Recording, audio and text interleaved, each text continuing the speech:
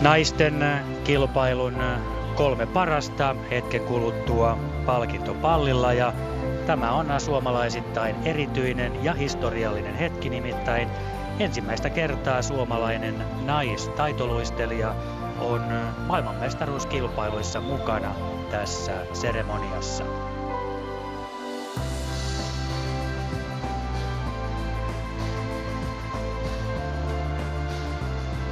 Mao Asada Japani voitti tänään uransa toisen maailmanmestaruuden vakuuttavasti. First and ladies world champion for 2010, Mao Asada, Japan.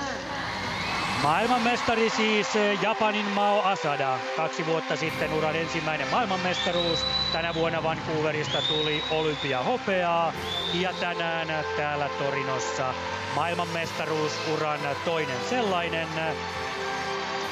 Hyvä kokonaispanos, eilen lyhyt ohjelman 2, tänään vapaa-ohjelman 2, mutta yhteispisteet riittivät maailmanmestaruuteen lähes 7 pisteen erolla kakkoseen.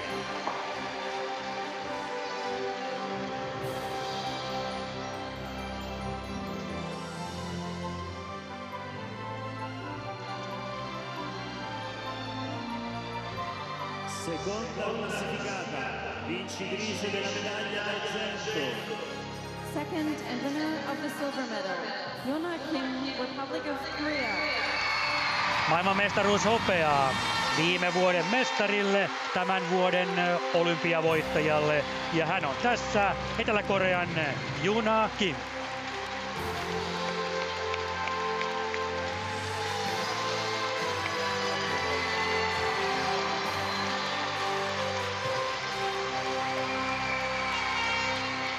Hän oli tänään vapaa-ohjelman 1, mutta eiliset pienet haparoinnit päästivät Asadan sen verran karkuun, että vapaa-ohjelman ykköstila ei tällä kertaa riittänyt nostamaan Kimiä koko kilpailun ykköseksi, hopeapallille kuitenkin. Ja sitten suomalaisittain taitoluisteluhistoriaa.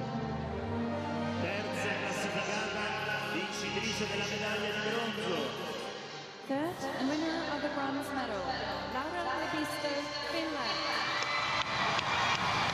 Espoon jäätaitureiden ja Suomen Laura Lepistö MM-pronssia.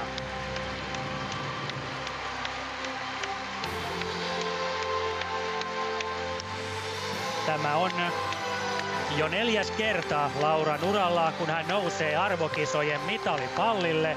Kaikki tämä 3 vuoden aikana, mitkä hän on arvokisatasolla luistellut. Se on muuten sellainen fakta, jota ei sovi unohtaa. Kerta kaikkiaan loistavaa suorittamista. MM-kisoissa 3 kisaa, sijoitukset 8., 6. ja 3. Euroopan mestaruuskisoissa sama saldo, pronssia, mestaruus ja hopeaa. Hän kuuluu tälle mitalipallille maailman parhaiden joukkoon.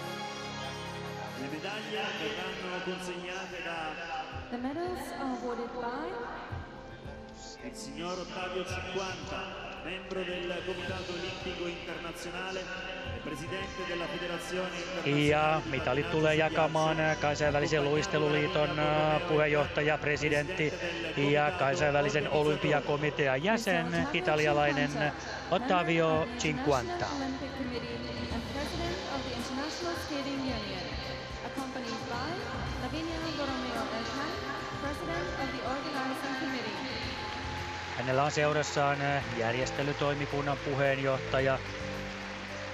Nimi karkasi ohi, eikä sitä paperistakaan löydy, mutta joka tapauksessa Cinquanta on se, joka seuraavaksi pujottaa MM-pronssimitalin Laura Lepistön kaulaan.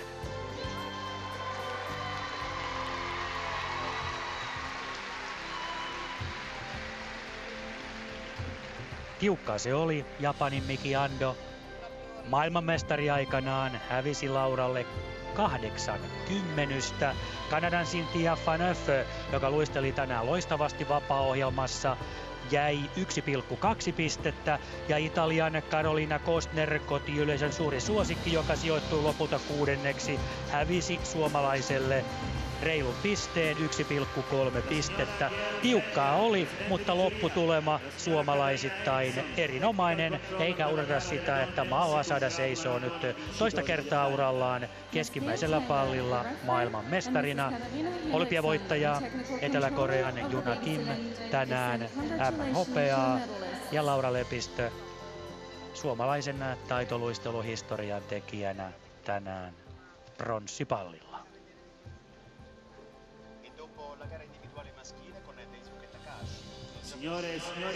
Ja sitten on aikaa maailmanmestarin kunniaksi Japanin kansallishymni.